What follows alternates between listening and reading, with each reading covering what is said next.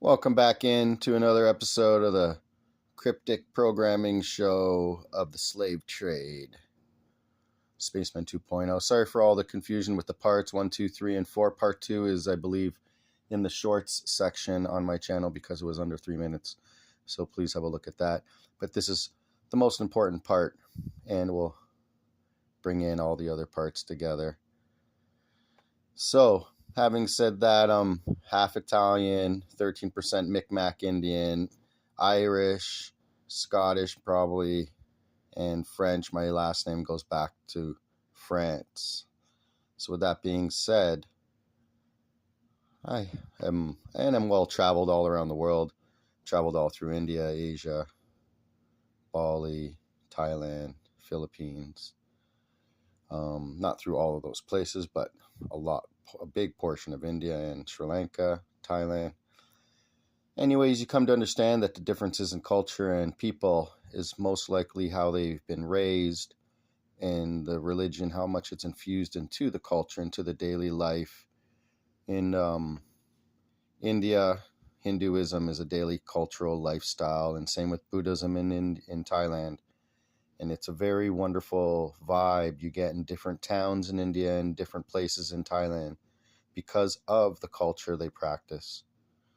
So when I'm talking about the slave trade and the migrant invasion and the KELIRGI plan is about diluting the European nations.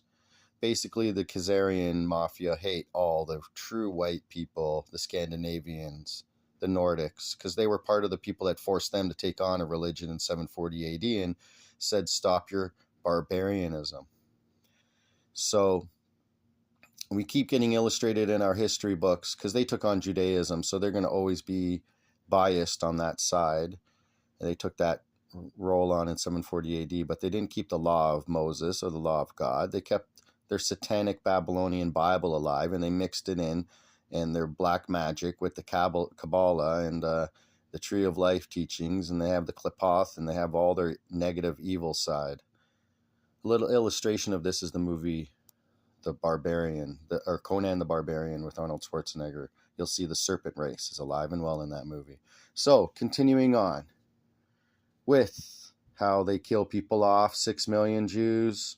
I forgot to tell you about after the 1944, 1945, Second World War, where they killed off 6 million Jews. They lined up the Germans, men, women, and child, and starved them to death, 10 million, in death camps called Eisenhower death camps along the Rhine River. And you know how they got the Red Cross to not go in? They called them unarmed enemy combatants, not innocent civilians left after the war. No one was innocent. This is just like Gaza. Basically, they went in and killed them and starved them to death, just like they're doing in Gaza. Starved them to death. They ate one raw potato a day, and these German men couldn't even stand up. And when they went to the ditch to do their number 2, they fell in the ditch, and the other guys couldn't even help them out. This is how disgusting these death camps were. 10 million died, starved to death. The pictures that you see about the Second World War with all those starving figures, those bonely looking people that are all clumped together in ditches. I don't believe that there's one Jewish head there. It's all the Germans that they showed you after the war. Because I don't think they want to put down their own people by showing their dead bodies, but they'll do it for everyone else.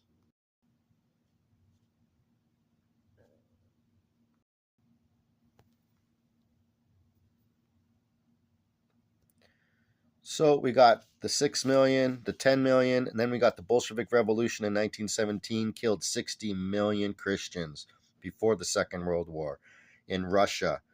And then parts of the story of Hitler was actually trying to stop this communist wave from infiltrating all into Europe, which they were doing, going westernly. Then we have 1930, the Holodomor, Ukraine. I talked about that. 20 million starved to death. And now we're getting into the slave ships. 1600 to 1900, slave ships owned by Marano, crypto Jews. 99 million blacks, Africans passed away just on the ships alone. That's not after coming over and working away. So we have 99 million Africans, maybe some East Indians mixed in there, I'm not sure. But, you know, a lot of the African slave ships brought over, a lot of them died. I got a book all about this, showed how a lot of these Africans died on these slave ships. This is the book right here, fell off the shelf at me because I'm looking for truth all the time. Slave and Citizen, the Negro in the Americas, Frank Tannenbaum. Now in this book, it shows you the American population in 1940, north of Mexico, Antilles, Central America, Dutch Guyana, all the way down.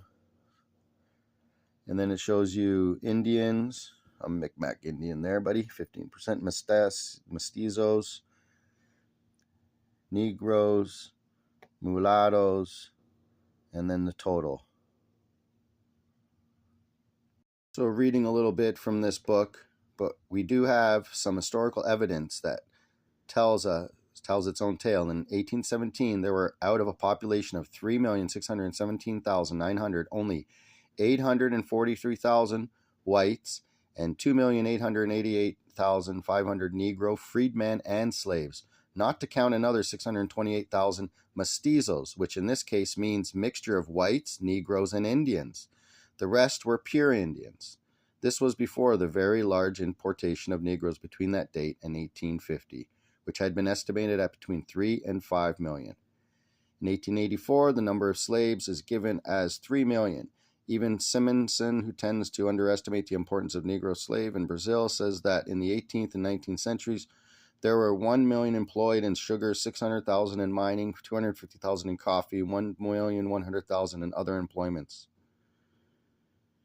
The Argentine, which boasts of being pure European, would merely forget the record. Remember, Argentina has a lot of Germans that went over there.